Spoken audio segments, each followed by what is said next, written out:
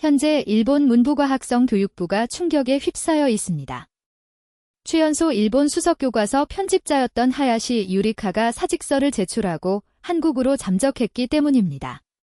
그녀는 죄책감에 잠을 이루지 못했으며 이 충격적인 도피 배경에는 일본 정부가 지난 70년간 은폐해온 역사적 문서들을 한국에서 발견했다는 사실이 있습니다. 그녀는 교과서에 해당 진실을 담으려 시도한 결과 국가 반역자로 낙인 찍혔으며 심지어 죽음의 위협까지 받았습니다. 어느 어두운 도쿄의 밤, 빗소리만이 공허하게 울려 퍼지는 고층 아파트 12층 창문에서 희미한 불빛이 새어나왔습니다. 그곳은 도쿄중앙대학교 사학과 다나카 겐지 교수의 아파트였습니다. 하야시 유리카 36세는 당시 문부과학성 교과서 편찬위원회 소속 역사교과서 담당 편집자로 재직 중이었습니다.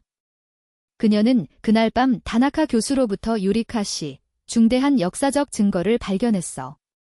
내일 아침 연구실에서 만납시다. 아무에게도 말하지 마시오라는 긴급 메시지를 받았습니다. 그러나 그 만남은 끝내 성사되지 못했습니다. 다음 날 아침, 다나카 교수는 자신의 아파트에서 목을 맨 채 발견되었습니다. 경찰은 사인을 지병으로 인한 우울증과 동반된 자살로 보았고 유서도 발견되었다며 설명을 간결하게 마쳤습니다. 그러나 유리카가 기억하는 다나카 교수는 언제나 열정적이었으며 최근에는 특히 더 들뜬 모습이었기에 우울증이라는 경찰의 설명은 전혀 이치에 맞지 않았습니다. 장례식장, 검은 옷을 입은 조문객들 사이로 정장 차림에 선글라스를 낀 낯선 남성들이 눈에 띄었습니다. 그들은 조문객이라기보다는 무언가를 감시하는 듯한 태도를 보였습니다. 그들이 떠난 후 유리카는 조심스럽게 교수님의 부인에게 다가서 최근 특별한 연구를 했는지 물었습니다. 부인은 주변을 살피더니 작은 목소리로 최근 누군가에게 쫓기는 듯한 불안감을 느꼈으며 연구실도 누군가 뒤진 흔적이 있었다고 고백했습니다. 그리고 다나카 교수가 유리카를 믿을 수 있는 사람이라 했다며 작은 메모지를 건넸습니다. 메모지에는 진실을 찾으려면 그들이 부정하는 곳으로 가라는 단 한 줄이 적혀 있었습니다. 부인은 이것이 분명 중요한 의미가 있을 것이라고 말했습니다. 다음 날 유리카가 교수님의 연구실을 방문했을 때 서류들이 엉망으로 흩어져 있고 책장은 뒤엎어졌으며 컴퓨터가 사라진 것을 보고 놀라움을 금치 못했습니다. 누군가 이미 다녀갔다는 명백한 증거였습니다. 심장이 빠르게 뛰었고 그녀는 이것이 단순한 자살이 아님을 직감했습니다. 그녀는 서둘러 교수님의 책상으로 가 마지막 서랍바닥에 이중 바닥이 있음을 발견했습니다. 조심스럽게 들어 올리자 작은 USB가 나왔습니다. 교수님의 컴퓨터가 사라진 상황에서 이것이 유일한 단서였습니다. 그날 밤 자신의 아파트에서 노트북에 USB를 연결하자 화면에 나타난 것은 일제강점기 시절 생산된 것으로 보이는 문서들의 스캔본이었습니다. 일본어로 작성된 이 문서들에는 조선인들에 대한 고문과 감금에 대한 내용이 담겨 있었으며 이런 문서들이 존재한다는 사실조차 일본 교과서에는 없었습니다.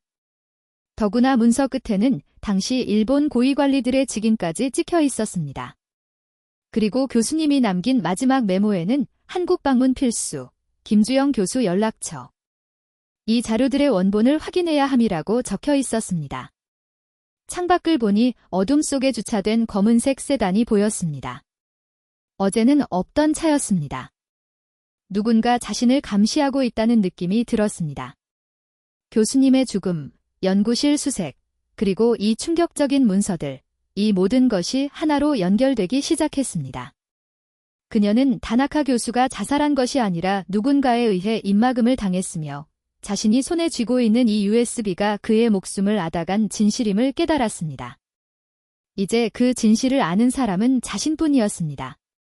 창가에 서서 검은 세단을 바라보며 그녀는 교수님이 남긴 메시지의 의미를 선명하게 이해했습니다. 그들이 부정하는 곳으로 가야 한다. 그녀는 다음 날 아침 한국행 비행기 표를 예약할 것이라고 결심했습니다. 진실을 찾기 위해, 그리고 어쩌면 자신의 목숨을 지키기 위해서도 말입니다. 다음 날 아침 6시, 그녀는 알람 소리보다 먼저 눈을 떴습니다. 거의 잠을 이루지 못한 채 10시간 넘게 USB 속 문서들을 살펴보았는데 그 내용은 조선인 강제징용 관련 내부 지시 문서, 위안부 동원 계획서, 그리고 학살 명령서까지 모두 일본 정부의 공식 도장이 찍힌 원본 문서였습니다. 그녀는 10년 넘게 역사교과서 편집을 담당해왔으며 교과서의 내용은 객관적 사실만을 다룬다고 믿어왔습니다. 하지만 지금 눈앞에 펼쳐진 문서들은 자신이 10년간 믿어온 객관적 사실이 얼마나 선택적이었는지 여실히 보여주고 있었습니다. 출근 준비를 하며 창밖을 보니 어젯밤의 검은 세단이 여전히 주차되어 있었습니다. 감시당하고 있다는 사실이 확실해졌습니다. 사무실에 들어서자 동료들은 평소처럼 행동했지만 그녀에게는 모든 것이 낯설게 느껴졌습니다. 마츠모토 부장이 신형 역사교과서 검토 일정을 물어왔고 그녀는 금요일까지 완료하겠다고 평소처럼 대답했지만 마음속으로는 다나카 교수님이 발견한 문서들을 이대로 묻어둘 수 없다고 생각했습니다. 직접적으로 문제를 제기했다가는 교수님과 같은 운명을 맞을지도 모른다는 위험을 알고 있었습니다. 점심시간, 화장실 칸막이 안에서 조심스럽게 휴대폰을 꺼내 다음 주 월요일 인천행 아침 비행기 표를 예약했습니다. 표면적으로는 한국 역사교육 실태 조사를 위한 출장이었습니다. 오후 회의에서 그녀는 용기를 내어 일본과 한국의 역사 인식 차이에 관한 최신 동향을 조사하고 싶다고 밝혔습니다. 한국 교과서가 역사를 어떻게 가르치는지 직접 확인하여 일본 교과서의 개선점을 찾고 싶다고 말했습니다. 마츠모토 부장은 의심스러운 눈빛으로 바라보며 문부과학성의 지침은 이미 완벽하고 한국 교과서는 감정적이고 편향된 내용투성이라고 반박했습니다. 유리카는 심호흡을 하고 최근 유네스코에서 동아시아 공동 역사 교재 개발 프로젝트가 있다는 점을 언급하며 장기적으로 일본의 입장을 효과적으로 설명하기 위해서라도 상대방의 시각을 이해할 필요가 있다고 주장했습니다. 잠시 후 마츠모토 부장은 출장 신청을 승인했지만 임무는 우리 교과서의 우수성을 확인하고 한국의 편향된 역사교육 실태를 보고하는 것임을 명심하라고 경고했습니다. 회의가 끝나고 사무실로 돌아오는 길, 교과서 심의위원인 나카무라 교수가 그녀의 어깨를 툭 치며 말을 걸었습니다. 나카무라 교수는 다나카 교수의 장례식에 다녀왔음을 언급하며 자살이라는 공식 발표에도 불구하고 교수님의 열정적인 태도 때문에 이해가 되지 않는다고 했습니다. 나카무라 교수는 주변을 살피더니 낮은 목소리로 조심하게. 특히 한국에 간다면 더더욱. 요즘 위험한 시기야라고 경고했습니다. 이 경고는 그녀의 의심을 더욱 확신시켜 주었습니다. 창밖을 보니 아까 그 검은 세단이 이제는 건물 앞에 주차되어 있었습니다. 며칠 후 다나카 교수의 장례식이 있었고 검은 우산 아래 선 그녀는 영정사진을 바라보며 선생님, 제가 찾아내겠습니다. 선생님이 발견한 진실을, 그리고 왜 선생님이 그렇게 되셨는지도요라고 다짐했습니다. 장례식을 마치고 나오는 길에 검은 세단이 다시 보였고 이번에는 차 안의 남자가 노골적으로 자신을 주시하고 있음을 느꼈습니다. 그날 밤 그녀는 최소한의 짐과 노트북 그리고 USB만 챙겨 호텔로 몸을 옮겼고 다른 이름을 사용하고 현금으로 결제했습니다. 그녀는 자신의 경력과 안전, 어쩌면 목숨까지 걸고 이 진실을 쫓는 것이 가치 있는 일인지 고민했지만 다나카 교수의 얼굴과 USB 속 무수한 이름 없는 희생자들의 기록을 떠올리며 네, 가치가 있습니다라고 중얼거렸습니다. 이제 돌아갈 수 없다는 것을 알았습니다. 그녀는 다음 날 아침 한국으로 떠나 다나카 교수가 찾으려 했던 진실을 발견할 것입니다. 인천국제공항에 도착했을 때는 오후 3시가 넘어서였습니다. 활주로에 착륙하는 순간 그녀는 자신이 돌이킬 수 없는 강을 건너고 있다는 묘한 긴장감을 느꼈습니다. 문부과학성 동료들이 항상 말하던 과거에 집착하는 나라, 감정적인 역사 해석에 매달리는 사람들인 한국을 예상하며 비행기에서 내렸습니다. 그러나 첫 순간부터 그녀의 예상은 빗나가기 시작했습니다. 출국장으로 향하는 길, 완벽한 일본어로 안내하는 로봇이 움직이는 것을 보고 놀랐습니다. 일본에서도 이런 다국어 서비스 로봇을 본 적이 없었기 때문입니다. 출국 심사대에서는 전자 패스포트를 기계에 스캔하자 모든 절차가 10초 내에 완료되었습니다. 나리타 공항에서는 아직도 수기 작성 입국 카드와 긴 대기줄이 일상인데 말입니다. 입국 심사관은 공손하게 영어와 그는 그녀에게 누가 따라왔는지 확인했는지 물었습니다.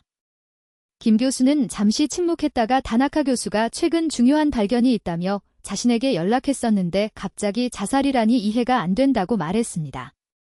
유리카는 용기를 내어 가방에서 USB를 꺼내 다나카 교수가 남긴 자료라며 건넸습니다. 김 교수는 USB를 조심스럽게 받아들고 컴퓨터에 연결하여 파일들을 열어보았습니다. 그의 얼굴에는 놀라움, 분노, 깊은 슬픔이 교차했습니다. 김 교수는 이것은 다나카 씨가 찾던 바로 그 문서들입니다. 일본 정부가 전쟁 직후 조직적으로 은폐한 자료들이죠라며 이런 문서들이 존재한다는 소문만 들었을 뿐 실제로 본 적은 없었다고 했습니다. 그는 유리카에게 이 자료들이 얼마나 위험한 정보인지 아는지 물었습니다. 유리카는 완전히 이해하지 못하지만 다나카 교수의 목숨을 앗아간 진실이라면 중요한 의미가 있을 것이라 답했습니다. 김 교수는 깊은 한숨을 쉬며 당신이 진실을 원한다면 내일 당신을 한 곳으로 안내하겠습니다. 그곳에서 모든 것을 이해하게 될 겁니다라고 말했습니다. 그곳은 서대문영무소 역사관이었으며 다나카 교수가 마지막으로 방문한 곳이기도 했습니다. 연구실을 나서는 길, 김 교수는 유리카의 안전을 위해 며칠 동안 누구에게도 특히 일본의 동료들에게는 연락하지 말라고 경고했습니다. 호텔로 돌아오는 택시 안에서 그녀는 서울의 야경을 바라보며 이 아름다운 풍경 뒤에 숨겨진 진실이 무엇일까 생각했습니다. 다음 날 서대문영무소에서 그 해답을 찾게 될 것이며 그 진실이 자신의 인생을 영원히 바꿔놓을 거라는 예감이 들었습니다. 아침 8시 호텔 로비에서 김주영 교수를 만났을 때 그는 평소복 차림이었지만 밤새 잠을 설친 듯 긴장한 표정이었습니다. 그는 오늘 보게 될 것들에 대비해야 합니다라며 무거운 말투로 말했습니다. 택시를 타고 이동하는 동안 김 교수는 누군가 미행하는지 자주 차창 밖을 살폈고 유리카 역시 불안해지기 시작했습니다. 그녀가 서대문영무소에 대해 묻자 김 교수는 깊은 숨을 들이쉬며 일제강점기에 독립운동가들을 가두고 고문했던 감옥이며 지금은 역사관으로 보존되어 있다고 설명했습니다. 그녀는 무의식적으로 또 다른 반일 전시관인가요? 라고 질문했고 김 교수는 직접 보시면 판단하실 수 있을 겁니다라고 조용히 대답했습니다. 서대문영무소 역사관에 도착했을 때 첫인상은 의외로 평화로웠고 아름다운 벽돌 건물들은 고풍스러운 분위기를 자아냈습니다. 그녀는 이 건물들이 일본식 메이지 시대 건축물과 비슷해 보인다고 말했고 김 교수는 맞습니다. 왜냐하면 일본이 지은 건물이니까요. 1908년 조선인들을 가두고 고문하기 위해 지어졌죠라고 설명했습니다. 김 교수는 특별 허가를 받아 일반 관람객에게 공개되지 않은 자료들도 볼 수 있게 했습니다. 전시실을 둘러보며 좁은 감방, 고문 도구, 수감자들의 사진과 기록을 보았을 때 그녀는 처음에는 또 다른 과장된 전시겠지라고 생각하며 거리를 두고 바라보았습니다. 그러나 복도를 따라 걷는 동안 묘한 불편함이 밀려왔고 특히 세 번째 전시실에 들어섰을 때 심장이 빠르게 뛰기 시작했습니다. 벽에 걸린 문서들은 일본어로 작성되어 있었으며 정부 공문서 형식이었습니다. 그녀는 이건 이라며 말을 잇지 못했습니다. 문서 한 장 한 장에는 조선인 수감자들에 대한 고문 기록이 상세히 적혀 있었고 일본 관리들의 직인과 서명이 선명했습니다. 더 충격적인 것은 이 문서들이 다나카 교수님의 USB에 있던 것과 정확히 일치한다는 사실이었습니다. 그녀는 떨리는 목소리로 이것들이 진짜입니까? 라고 물었고 김 교수는 모두 원본입니다. 이곳의 지하 문서고에서 발견된 것들이죠. 히로시 다나카 교수가 마지막으로 연구하던 자료들이기도 합니다라고 답했습니다. 다음 전시실에서는 80대, 90대 노인이 된 생존자들이 당시 경험을 이야기하는 증언 영상이 상영되고 있었습니다. 노인의 떨리는 목소리가 내 손톱 밑에 대나무를 박았습니다. 그리고 물었죠. 동지들은 어디 있느냐고라고 말하는 순간 그녀는 더 이상 서 있기 힘들어 벽에 기대었고 식은땀이 흘렀습니다. 그녀는 이런 내용은 우리 교과서에 없어요. 전혀 없습니다라고 토로했습니다. 김 교수가 다음 문을 열어 안내한 곳에는 더 많은 문서가 전시되어 있었는데 특히 조선인 강제동원 계획이라는 제목의 문서가 눈에 띄었습니다.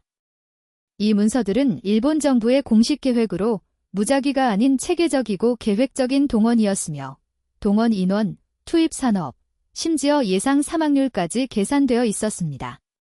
모두 일본 정부의 도장이 찍힌 공식 문서였습니다. 그녀는 이럴 수가 라며 다리에 힘이 풀려 의자에 주저앉았습니다. 10년 동안 자신이 편집해온 교과서에는 이런 내용이 전혀 없었으며 일부 조선인들이 내지로 이주하여 노동에 종사했다는 한 줄로만 끝났다는 사실에 그녀는 이 모든 것이 진실이라면 우리는 이라며 말을 잇지 못했습니다. 김 교수는 알고 계셨나요? 아니면 정말 모르셨나요? 라고 물었고 배신감, 충격, 그리고 부끄러움이 한꺼번에 밀려온 그녀는 눈물을 흘리며 저는 정말 몰랐습니다. 우리 교과서에는 이런 내용이 없어요라고 고백했습니다. 김 교수는 다나카 교수도 처음에는 그랬다며 그 역시 진실을 알고 싶어 했고 결국 찾아냈으며 그 진실이 그를 그렇게 만들었다며 말을 맺지 못하고 한숨을 내쉬었습니다. 그들은 일반인에게 공개되지 않는 문서 보관실로 이동했고 그곳에는 위안부 동원 계획 문서라는 제목의 폴더가 있었습니다. 문서를 넘기는 손이 떨렸는데 그 안에는 소녀들을 모집하는 방법, 배치, 관리에 관한 상세한 지침이 있었으며 모두 일본군의 공식 문서였습니다. 이것은 국가적 차원의 동원이었음을 더 이상 부정할 수 없었습니다. 그녀가 알고 있던 역사와 편집해온 교과서의 내용은 철저히 선택된 반쪽짜리 진실이었습니다. 마지막 전시실에서 그녀는 고문 흔적이 역력하지만 눈빛만은 강인했던 한 독립운동가의 사진 앞에 멈춰 섰습니다. 이분이 여기서 고문을 받다가 돌아가셨다는 김 교수의 설명은 귀에 맴돌았지만 그녀는 자신이 해온 모든 일이 얼마나 잘못되었는지 깨닫고 있었습니다. 역사관을 나오는 길, 그녀는 아무 말도 할 수 없었습니다. 김 교수가 어떻게 생각하십니까? 라고 묻자 그녀는 무엇을 어떻게 해야 할지 모르겠습니다. 제가 10년 동안 해온 일이 모든 것이 라며 말을 잇지 못했습니다. 김 교수는 다나카 교수가 진실을 일본 사회에 알리고 교과서를 바꾸고 싶어 했다는 의지를 전했습니다. 그녀는 고개를 들고 저도 그렇게 하고 싶습니다. 교과서를 바꿔야 해요. 이런 진실을 더 이상 숨겨서는 안 됩니다라고 결의를 다졌습니다. 김 교수는 다나카 교수처럼 위험해질 수 있다고 경고했지만 그녀는 그래도 해야 합니다. 적어도 시도는 해봐야 해요라고 답했습니다. 호텔로 돌아와 서울의 야경을 바라보며 이 활기찬 도시 사람들이 과거를 잊지 않으면서도 미래로 나아가고 있음을 깨달았습니다. 반면 일본은 과거를 부정하며 진정한 미래로 나아가지 못하고 있다고 느꼈습니다. 그녀는 노트북을 열고 다나카 교수의 자료와 오늘 본 내용들을 바탕으로 새로운 교과서 개정안을 구상하기 시작했습니다. 이것이 옳은 일이라는 확신과 동시에 다나카 교수의 운명이 떠올라 불안감을 느꼈지만 진실을 본 사람으로서 자신이 해야 할 일이 명확했기에 이제 돌아갈 수는 없었습니다. 창밖을 다시 보니 어둠 속에서 카메라 렌즈가 빛을 반사하는 듯한 무언가가 반짝였고 김 교수의 경고 일본 동료들에게 연락하지 말라가 떠올라 그녀는 블라인드를 내리고 침대에 누웠습니다. 호텔방 침대에 누워 밤을 지새우는 동안 서대문영무소에서 본 모든 증거들 일본어로 작성된 고문 기록, 강제동원 계획서, 위안부 관련 문서의 머릿속을 맴돌았습니다. 새벽 3시, 그녀는 일어나 노트북을 열어 자신이 편집했던 역사교과서 파일들을 다시 검토했습니다. 일제강점기 내용은 고작 2페이지에 불과했으며 일부 조선인들이 내지로 이주하여 노동에 종사했다나 전시체제하에서 여성들의 역할도 다양해졌다와 같은 모호한 표현들로 가득 차 있었습니다. 그녀는 이것이 진실의 은폐임을 깨닫고 10년 동안 자신이 무엇을 해온 것인지 자문하며 눈물을 흘렸습니다. 아침이 밝아오자 김주영 교수에게서 전화가 왔고 그는 1시간 후에 로비에서 만나 특별한 분을 만나게 될 것이라며 묘한 긴장감을 전했습니다. 로비에서 만난 김 교수는 오늘 만날 분이 92세의 이영숙 할머니, 위안부 피해자라고 설명했습니다. 문서로만 보았던 역사가 살아있는 증인으로 나타날 것이라는 생각에 그녀는 가슴이 떨렸습니다. 서울 외곽의 나눔의 집이라는 요양원으로 향했고 간호사의 안내로 할머니의 방으로 들어섰습니다. 창밖을 바라보고 계시던 할머니는 밤새도록 서대문형 무소 문서들, 할머니의 증언, 다나카 교수의 자료들을 바탕으로 일제강점기에 관한 새로운 내용을 구성했습니다. 그녀는 진실을 있는 그대로 감정이 아닌 사실에 기반하여 서술하고 마지막 부분의 진정한 화해와 미래지향적 관계는 진실의 인정에서 시작됩니다. 우리가 과거의 잘못을 인정하고 배우는 것, 그것이 진정한 선진국의 모습이 아닐까요? 라고 적었습니다. 새벽 5시, 완성된 개정안을 문부과학성 교과서 심의회 전체 위원들에게 이메일로 발송하는 순간 돌이킬 수 없는 일을 시작했다는 느낌이 들었지만 후회는 없었습니다. 인천국제공항, 일본행 비행기를 기다리는 유리카에게 김주영 교수는 진심 어린 걱정을 표했지만 그녀는 자신이 할 수 있는 일을 해야 한다며 돌아가야 한다고 말했습니다. 김 교수는 혹시 모를 일에 대비해 그녀가 수집한 모든 자료의 복사본이 담긴 외장 하드를 건네주었습니다. 비행기 안에서 지난 며칠간의 경험이 그녀의 인생을 완전히 바꿔놓았음을 되새겼습니다. 하네다 공항에 착륙했을 때 긴장감이 그녀를 감쌌고 입국 심사대 직원은 평소보다 오래 화면을 들여다보더니 그녀를 별도의 공간으로 안내했습니다. 2명의 직원이 가방을 샅샅이 뒤졌고 노트북을 열어 파일들을 확인하려 했지만 암호가 걸려 있어 다행이었습니다. 30분간의 지체 끝에 겨우 통과했지만 조국이 낯설게 느껴졌고 모든 것이 의심스러웠습니다. 밤 8시 집에 도착했을 때 누군가 다녀간 흔적을 발견했습니다. 책장의 정돈 방식과 컴퓨터 위치가 미세하게 바뀌어 있었고 그녀는 침착함을 유지하며 노트북을 확인했습니다. 다음 날 아침 창밖에는 검은 세단이 어김없이 주차되어 있었고 이제는 노골적으로 감시하고 있었습니다. 문부과학성 건물에 들어서자 동료들의 시선이 달라졌고 모두 그녀를 의식적으로 피하는 듯 했습니다. 마츠모토 부장이 다가와 유리카 씨, 즉시 국장실로 와주게라며 굳은 얼굴과 차가운 목소리로 명령했습니다. 국장실에는 교육부 차관을 포함한 여러 고위 인사들이 앉아 있었고 그녀가 보낸 개정안이 출력되어 놓여 있었습니다. 국장이 설명을 요구하자 그녀는 진실을 담은 교과서가 필요하다고 주장했습니다. 차관은 이건 진실이 아니라 국가 안보에 위협이 되는 행위입니다라고 놀라운 발언을 했습니다. 그녀는 역사적 사실을 담는 것이 어떻게 국가 안보에 위협이 될 수 있는지 되물었으나 그들은 그녀가 한국에서 김주영 교수를 만난 사실을 이미 알고 있었습니다. 그녀의 일정과 만남이 모두 감시되고 있었던 것입니다. 차관은 이 문서들은 폐기 처분될 것이며 당신의 한국 방문 내용은 절대 외부에 언급해서는 안 됩니다라며 이해하겠냐고 물었습니다. 그녀는 분노를 감추려 노력하며 자료들이 역사적 사실에 기반한 일본어로 작성된 공식 문서들이라 주장했습니다. 차관은 다나카 교수가 불안정한 정신 상태로 자살한 것으로 결론 났으며 그의 연구는 신뢰할 수 없다고 말을 잘랐습니다. 이 순간 그녀의 분노가 폭발했고 그분은 자살하지 않았습니다라고 외쳤습니다. 국장은 유리카 씨, 이런 발언은 심각한 결과를 초래할 수 있습니다라고 경고했고 그녀에게 이틀 휴가를 가지라고 명령했습니다. 퇴근 후 선술집에서 혼자 술을 마시던 그녀는 텔레비전 뉴스에서 자신의 이름이 언급되는 것을 듣고 충격에 빠졌습니다. 문부과학성 직원이 역사 왜곡 논란을 일으켰다는 소식이었으며 그녀가 한국을 방문한 후 소위 반일 사료를 교과서에 포함시키려 했다고 보도했습니다. 뉴스에는 일본 우익단체 대표의 인터뷰가 나왔는데 이는 명백한 반국가적 행위입니다. 유리카 씨는 한국 정부의 프로파간다에 속아 일본의 교육을 훼손하려 한 것입니다라고 주장했습니다. 진실을 찾았을 뿐인데 국가의 적이 되어버린 믿을 수 없는 현실이었습니다. 집으로 돌아오는 길, 검은 차가 한 대가 아닌 2대로 늘어나 자신을 따라오는 것을 확인했습니다. 아파트 앞에는 국가 반역자라고 스프레이 낙서가 되어 있었고 사람들이 그녀의 사진을 들고 시위하고 있었습니다. 수십 통의 협박 메시지가 전화기에 쌓여 있었습니다. 그날 밤 누군가 던진 돌에 창문이 깨졌고 돌에는 다음은 내 목숨이다라는 쪽지가 감겨 있었습니다. 경찰에 신고했지만 그들은 시민들이 화가 난 것 같다며 그녀에게 조심하라는 미지근한 반응을 보였습니다. 다음 날 아침, 현관문 앞에 2명의 남성이 서 있었고 국가기밀 유출 혐의로 자택 수색영장이 발부되었다며 모든 것을 뒤지기 시작했습니다.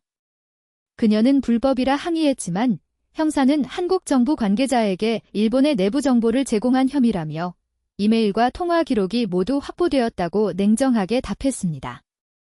모든 전자기기가 압수되었지만 다행히 한국에서 가져온 USB는 안전한 곳에 숨겨두었습니다.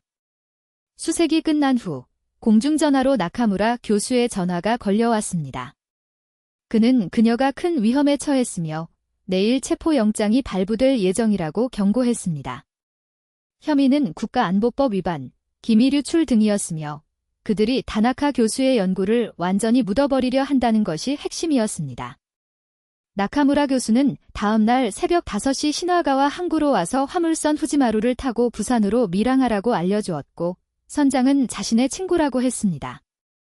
선택의 여지가 없었던 그녀는 체포된다면 진실이 영원히 묻힐 것을 알았습니다. 작은 가방에 필수품과 종이학, USB, 그리고 다나카 교수의 사진 한 장을 챙겼습니다. 새벽 3시, 쓰레기를 버린다는 핑계로 아파트 뒷문으로 나가 택시를 타고 시나가와 항구를 향했습니다. 항구에 도착하자 약속된 부두에서 남성이 손짓했고 그녀는 낡은 화물선으로 안내받았습니다. 좁은 선실에 숨어있자 배가 움직이기 시작했고 그녀는 창밖으로 멀어지는 도쿄를 보며 자신이 망명자가 되는 것인가 생각했습니다. 가방에서 종이약을 꺼내 쥐며 이것이 끝이 아니라 진실을 위한 새로운 싸움의 시작이라고 결심했습니다. 화물선 선실에서 40여 시간을 보내는 동안 일본과의 거리가 멀어질수록 마음은 이상하게 가벼워졌습니다. 마지막 날, 선원은 자신이 나카무라 교수의 부탁으로 돕는 것이며 그분이 자신의 아버지 생명을 구해주셨다고 짧게 말했습니다. 그녀는 이 모든 일이 다나카 교수, 김주영 교수, 나카무라 교수 등 오랫동안 진실을 위해 싸워온 이들의 네트워크가 있었음을 짐작했습니다. 부산항이 시야에 들어왔을 때 부두에는 김주영 교수가 기다리고 있었습니다. 김 교수는 그녀가 무사히 왔다며 짧게 포옹했습니다. 김 교수는 현재 일본 언론들이 그녀를 반역자로 보도하고 있으며 일본 외무성이 한국 정부에 그녀의 인도를 요청할 준비를 하고 있다고 설명했습니다. 그러나 한국의 시민단체와 역사학자들이 그녀의 정치적 망명을 지지하는 성명을 발표하고 있다고 덧붙였습니다. 서울로 향하는 고속도로에서 그녀는 자신이 불법 체류자가 아닌지 물었고 김 교수는 임시 거처를 마련했으며 다음 날 변호사를 만나 정치적 망명 신청 절차를 돕게 할 것이라며 안심시켰습니다. 다음 날 김 교수와 함께 박지원 변호사를 만났습니다. 박 변호사는 정치적 망명 사건 전문 변호사로 차분하고 유능해 보였습니다. 그녀는 유리카에게 일본 정부로부터 받은 구체적인 위협자택 수색, 체포 예고, 명예훼손, 협박에 대해 상세히 말해달라 요청했습니다. 유리카는 모든 전자기기가 압수되었음을 설명한 후 가방에서 USB를 꺼내 다나카 교수의 연구자료와 서대문형 무소 문서 복사본, 그리고 자신이 작성한 교과서 개정안을 보여주었습니다. 박 변호사는 이것이 강력한 증거라며 정치적 박해를 입증할 수 있을 것이라고 말했고 곧바로 망명 신청서를 제출했습니다. 그날 오후 그녀는 공식적으로 한국 정부에 정치적 망명을 신청했습니다. 김 교수의 도움으로 서울대학교 역사학과에서는 그녀에게 방문연구원 자격을 임시로 부여했습니다. 일주일이 지나는 동안 그녀의 사건은 한국 언론에서 큰 관심을 받았고 다나카 교수의 죽음과 일제강점기 관련 문서들의 존재가 알려지면서 이슈가 확산되었습니다. 게스트하우스에서 한국어 공부를 시작하며 그녀는 다나카 교수의 연구를 이어받아 자료 정리에 집중했습니다. 어느 날 밤 발신자 표시 없는 전화가 왔고 나카무라 교수임을 직감했습니다. 나카무라 교수는 자신은 은퇴를 앞둔 늙은이라 타겟이 아니라며 그녀를 안심시켰습니다. 그는 용기가 없어 다나카 교수를 돕지 못했던 과거를 후회하며 이제 그녀를 돕고 있다고 말했습니다. 나카무라 교수는 일본에서 상황이 변하고 있으며 그녀의 망명 소식으로 젊은 사람들 사이에서 의문이 생기기 시작했고 비밀리에 자료를 공유하는 모임도 생겼다는 희망적인 소식을 전했습니다. 그는 그녀에게 계속 진실을 기록하고 블로그를 시작해 이야기와 자료를 공유할 것을 제안했습니다. 유리카는 그의 제안을 실행에 옮겨 진실의 달이라는 블로그를 개설했습니다. 첫 게시물 블로그 진실의 달인은 일본에서의 접속이 꾸준히 증가하며 진지한 질문과 감사의 메시지가 이어졌습니다. 도쿄대학교 역사연구회로부터 온 특별 요청은 학생 포럼이 예상보다 큰 관심으로 200명 이상의 학생이 참가 신청을 했다는 것이었습니다. 도쿄대뿐만 아니라 교토대, 와세다, 게이오 등 여러 대학에서 학생들이 모인다는 소식에 그녀는 이것이 작은 불씨가 번져가고 있다는 증거임을 확신했습니다. 포럼 당일, 그녀는 긴장했지만 대학 연구실 화상회의 장비 앞에 앉아 메모를 최종 점검했습니다. 오후 2시, 도쿄대학교 강당에는 200명이 넘는 학생들이 모여 있었고 그녀의 인사에 박수 소리가 들려 긴장이 풀렸습니다. 역사연구회장인 타나카 유키가 포럼을 시작했고 그녀는 다나카 교수와의 만남, 서대문형 무소 문서, 위안부 할머니와의 대화, 그리고 망명에 이르는 모든 과정을 솔직하게 털어놓았습니다. 그녀는 학생들에게 이 원본 문서들을 직접 보고 판단하셨으면 합니다라며 화면을 통해 일본어로 작성된 강제동원 계획서, 위안부 관리 지침, 고문 기록 등을 하나씩 보여주었습니다. 강당에서는 충격의 탄식이 이어졌고 이영숙 할머니를 포함한 위안부 할머니들의 증언 영상이 상영되자 강당은 완전한 침묵에 빠졌으며 몇몇 학생들은 눈물을 훔치는 모습이 보였습니다. 2시간의 발표 후 학생들의 질문은 깊고 진지했습니다. 한 여학생이 우리는 이런 역사를 배운 적이 없습니다. 왜 진실을 숨겼나요? 우리에게는 알 권리가 있는데라고 떨리는 목소리로 질문했습니다. 그녀는 국가 정체성은 때로 불편한 진실보다 편안한 서사를 선호합니다라며 진정한 성숙은 과거의 잘못을 인정하고 교훈 삼을 때 시작된다고 답했습니다. 다른 남학생은 위안부 증언을 보고 충격받았다며 어떻게 사과해야 할지 모르겠다고 물었고 그녀는 할머니들이 원하는 것은 단지 진실이 기억되는 것입니다. 여러분이 지금 진실을 마주하고 있다는 것, 그것이 바로 시작입니다라고 미소 지으며 답했습니다. 질의응답이 계속되면서 일본과 한국 학생들 사이에 진정한 대화가 시작되었고 서로의 생각과 감정을 나누는 깊은 대화가 이어졌습니다. 한 일본 학생의 울먹임에 서울대 학생은 사과는 중요하지만 더 중요한 것은 이해와 인정이며 지금 여러분이 그 첫걸음을 내딛고 있다고 대답했습니다. 3시간이 넘는 포럼의 마지막 순간 타나카 유키 회장은 진실된 역사 교육을 위한 한일 학생연합 공식 출범을 선언했습니다. 그녀는 명예 고문직 제안에 눈물을 흘리며 수락했습니다. 이것은 새로운 시작이었습니다. 포럼 영상이 온라인에 공유되면서 블로그 방문자 수는 10만 명을 넘어섰고 다음 날 도쿄 신문 기자가 인터뷰를 요청했습니다. 일본 주류 언론의 첫 관심이었습니다. 기자가 그녀를 반일 인사로 보는 시각에 대해 묻자 그녀는 저는 반일적이지 않습니다. 오히려 일본을 너무 사랑하기 때문에 우리가 진실을 직면했으면 하는 것뿐입니다라고 답했습니다. 이틀 후 도쿄신문에는 역사의 진실을 찾아 망명한 교과서 편집자라는 기사가 실렸습니다. 이후 다른 언론사들도 관심을 보이기 시작했고 학생들의 움직임은 커져 한 달 후 일본 전국 15개 대학에서 동시에 역사 진실 포럼이 개최된다는 놀라운 소식이 들려왔습니다. 2,000명이 넘는 학생들이 자발적으로 참가 신청을 했으며 그녀는 할머니가 주신 종이학처럼 이제 그 소원 평화가 이루어지고 있다는 것을 느꼈습니다. 그녀는 과거와 미래, 일본과 한국, 그리고 진실과 화해를 잇는 다리를 만들고 있음을 깨달았습니다. 전국 포럼 당일, 그녀는 2,000명이 넘는 일본 대학생들 앞에서 발표하게 된다는 사실에 심장이 뛰었습니다. 대형 스크린이 켜지자 도쿄대를 포함한 15개 대학의 학생들이 화면에 나타났고 김주영 교수와 한국 학생들도 함께 자리했습니다. 그녀는 지난 1년간 연구한 체계적인 역사적 자료들과 증언들을 제시했고 김 교수는 일본 학생들에게 과거의 잘못은 여러분의 잘못이 아니며 진실을 알고 인정하여 새로운 미래를 함께 만들어가길 바란다고 당부했습니다. 이어진 질의응답에서는 한국 학생들이 일본 학생들의 질문에 함께 답하며 가장 중요한 첫걸음은 서로 대화하는 것이라는 메시지를 전했습니다. 일본 학생들은 왜 진실을 알려주지 않았는지에 대한 충격과 함께 한국 학생들에게 일본 학생들에게 어떤 감정을 가지고 있는지 솔직하게 물었습니다. 서울대 학생은 솔직히 말하자면 복잡합니다.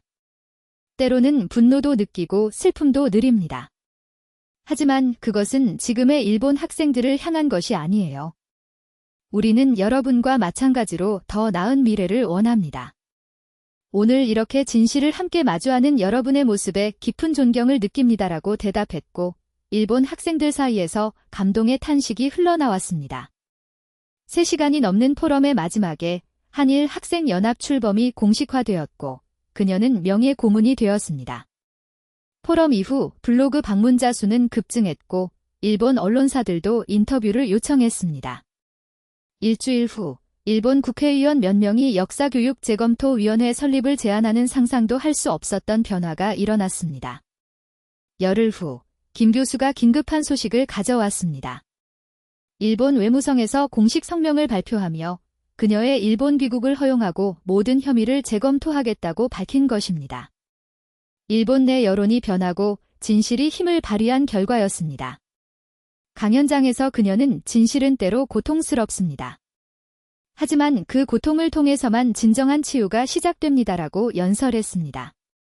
학생들은 그녀의 말에 감사의 마음을 전했고, 그녀는 아직 한국에서 할 일동아시아 공동역사 프로젝트 완료이 남아있다고 말했습니다. 1년 반 동안의 연구와 집필 끝에 마침내 진실의 가교, 동아시아 공동역사라는 책이 한국어와 일본어로 완성되었습니다. 출간 하루 전밤, 그녀는 이 모든 여정이 다나카 교수의 작은 USB에서 시작되었음을 믿기 힘들어했습니다. 테이블 위에 놓인 이영숙 할머니의 종이학을 바라보며 그녀는 할머니, 교수님, 우리가 해냈습니다. 진실이 마침내 빛을 보기 시작했어요라고 중얼거렸습니다.